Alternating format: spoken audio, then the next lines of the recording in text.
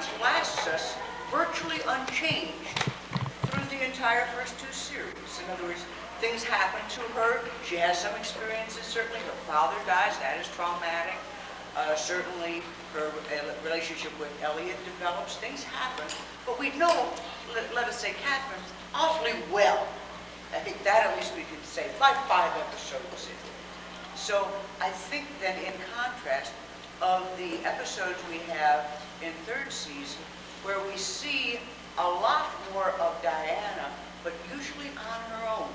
So that the very fact that we see her in semi-isolation and not interacting with people as Catherine continually is, gives us the impression that we don't know very much about her. But in fact, if we look at her and what she does, I think it's a lot more possible to A, know things for sure, and to make reasonable conjectures based on evidence of what happens. So, for instance, that's okay. I don't know who she is. That's all right. We've kind of decided she's on another panel. We are not expecting. Thank you for choking woman, Roseanne. That was kind of you. So one thing that has struck me, and it struck me at the time that I saw it, was the fact that in Chimes of Midnight she crosses herself before going down the road. I figure you don't do that for the heck of it. That suggests to me, at least a Catholic upbringing, that I assume she has largely put aside because of her rather casual relationship with Mark, which is clearly a sexual one. I mean, somebody does not sneak up behind somebody in an undershirt and say, "Are you coming to bed, babe?" Unless there's something else going on besides checkers. So that is one, as I say, it's something nobody ever says in so many words. But to me, it is still more than a conjecture. It's something that, to me, is provable. She's had a Catholic upbringing that in moments of stress, she still reverts to. And she also, how shall I say, she also goes her own way in a lot of ways, which that conjecture is, of course, reinforced by her work relationship with the 210. In other words, she is in the unusual position of being able to deliver on cases that the usual procedures are not handling, and get away with it because she delivers. Now that is being on the line every day, all the time, in a way that I would not like to work on that basis week in and week out, month in and month out. Can you imagine how rough it would be to have to, in effect, deliver on the hard cases every single time? And she is capable of putting up with that kind of pressure. Apparently, I would assume, valuing her independence that much that it's worth the stress of living that way. So again, in thinking about Diana and myself and all aspects of the show, I try to think, what can I reasonably infer as opposed to what's fun to imagine? I try to take what we know, and I think a lot of the other writers that have been working with Diana, because I don't know if you know, but I've noticed I have, the portraits of Diana in zines have been remarkably consistent. Some of them may imagine one thing, some of them may imagine another thing. But I'm going to start out again with what we know, and then kind of throw it open and see what other people have to say. It's very possible that somebody else here has noticed some detail that has not yet occurred to me. So anyway, the second thing is about alone among the series, Vincent feels she understands him. And I think that he does not want to admit her to father.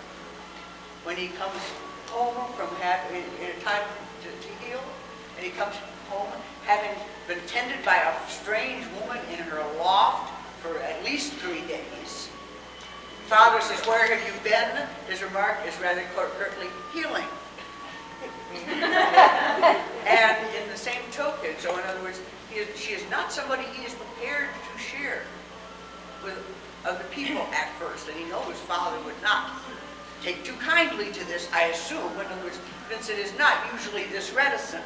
He would say, "I found a helper." I mean, I assume that if she was somebody in his mind equivalent of Lucy, in No Way Down, he would quite readily say that he found a wonderful person above who was prepared to put her life on the line in order to protect him. In other words, we've had situations roughly comparable before in which we have every impression that Vincent comes home and says to Father pretty much what happened. This time he doesn't. And he doesn't admit to her until there is some chance that she may come below. And, yeah. And so then he says, her imagination, something we know Vincent values highly. We gathered that in Catherine he valued her courage, her beauty, and her warmth.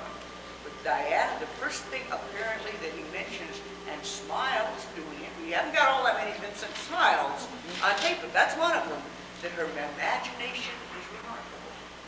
And imagination is at least one of the things that Vincent, as far as we can tell through the series, values highly in a person.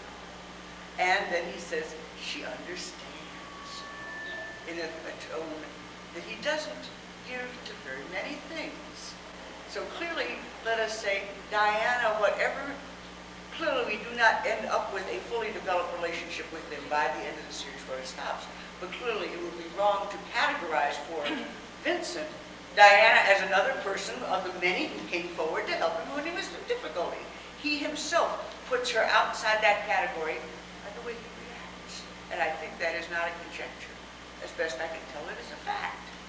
So one other point I would like to make, and that is the Time to Heal is one of the pivotal episodes of season 3. And what is mostly about two people watching each other sleep. I mean, dramatic content it ain't got. But the expressions on the faces, the fact that at first sight of her, he thinks she's Catherine. And she tells him he's not. Then she reiterates when she follows him down into the tunnel toward the end of that episode, I'm not Catherine. He's trying to, I don't think, not so much resume the relationship with Catherine and others, he's deliberately trying to rule out the possibility of hurting somebody that way. I'm not trying to read into it, I hope more than there is.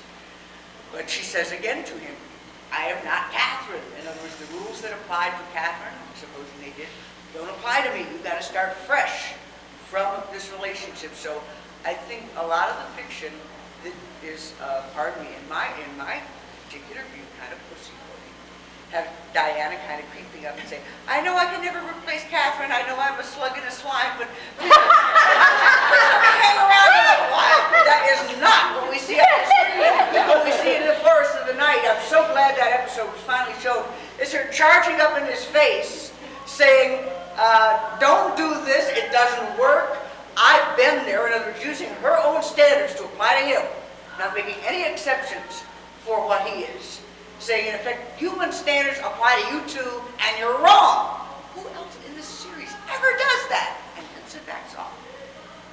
So she has a moral authority that he recognizes. So part of her independence as part of his. In other words, I've thought a lot about Vincent's killing and what authority he in his own mind has, since killing clearly is not a casual matter at all to him. And so whatever that be, clearly it is to him a moral choice, not simply expediency.